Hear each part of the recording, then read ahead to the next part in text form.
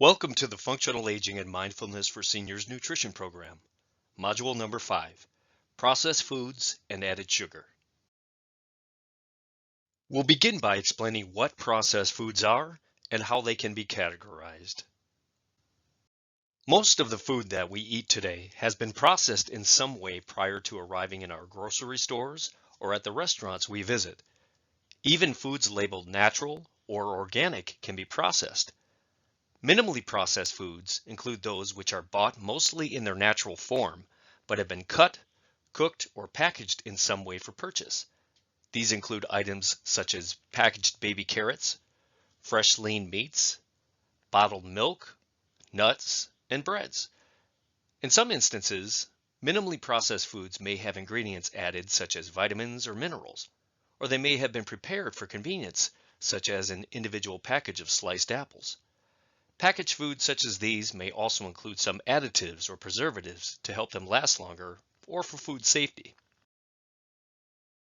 Moderately processed foods include those with ingredients typically used in cooking, such as sugar, oils, and salt. Similar to some minimally processed foods, these may also include some additives and preservatives.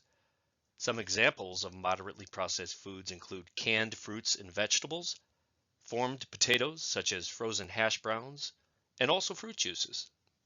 Highly processed foods are those which contain ingredients not commonly used in cooking, such as saturated or trans fats, food dyes, fillers, and artificial ingredients. These foods are particularly important to be conscientious of, as they often lack essential nutrients, and overconsuming highly processed foods on a regular basis could be detrimental to your health.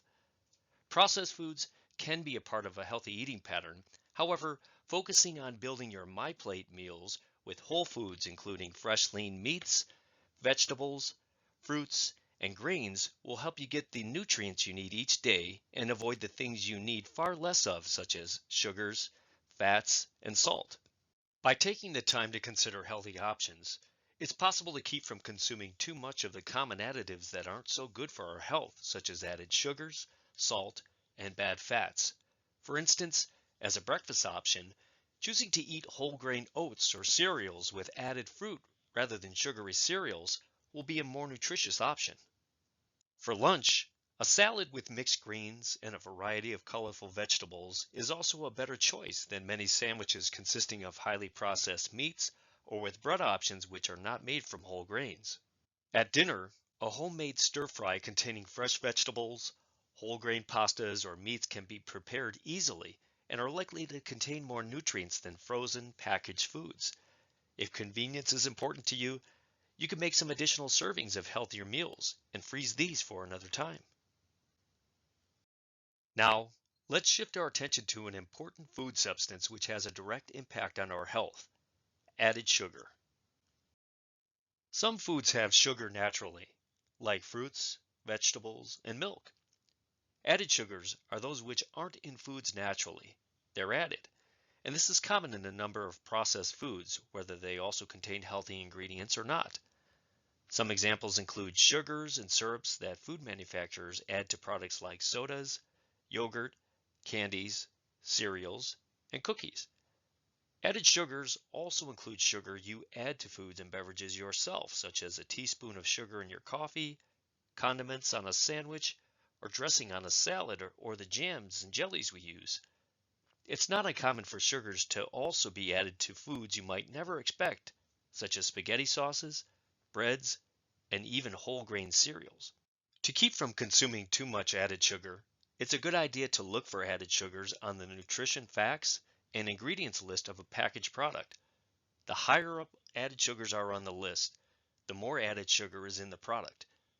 Added sugars go by a lot of different names, like brown sugar, corn sweetener, corn syrup, dextrose, fructose, glucose, high fructose corn syrup, honey, invert sugar, lactose, malt syrup, maltose, molasses, raw sugar, and sucrose.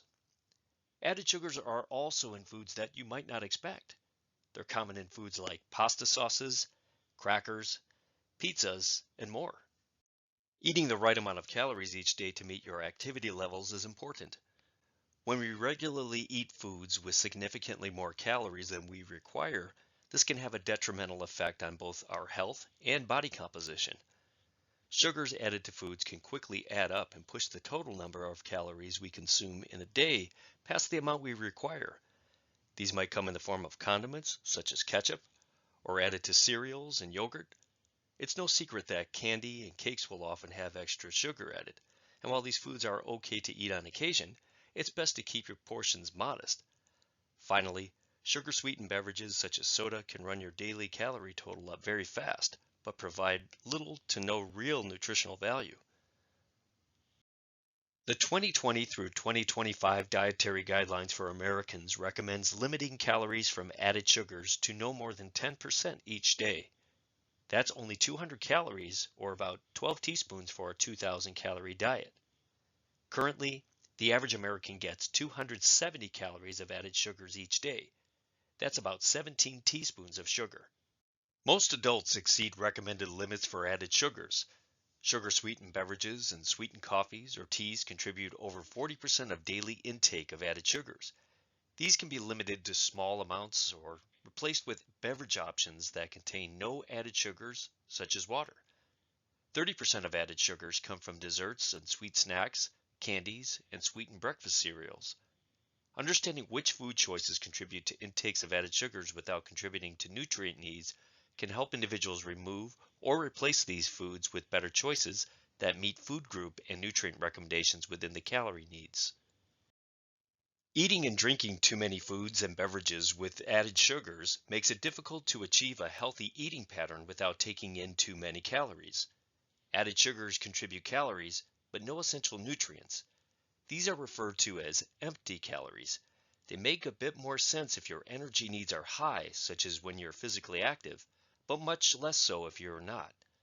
When we consume whole foods lower in sugar, we're giving our bodies both nutrients and the energy it needs to keep us in optimal health. It's possible to cut back on sugar by replacing foods and drinks high in added sugars with healthier options. To do this, you could eat fruit for dessert instead of cookies or cakes. Swap sugary cereals for unsweetened cereal with fruit. Drink water or low-fat milk with meals instead of sodas. If you choose to have a soda, select a smaller size. Add 1 teaspoon of sugar to your tea or coffee instead of 2. Keep in mind, it's okay to have some foods and drinks with added sugars. Just choose smaller portions or have them less often.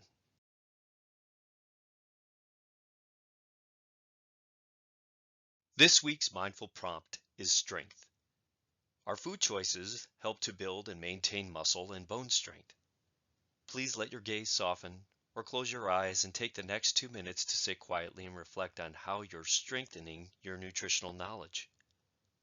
When you hear the sound of the gong, please begin. When you hear the gong again, today's mindful moment will be completed.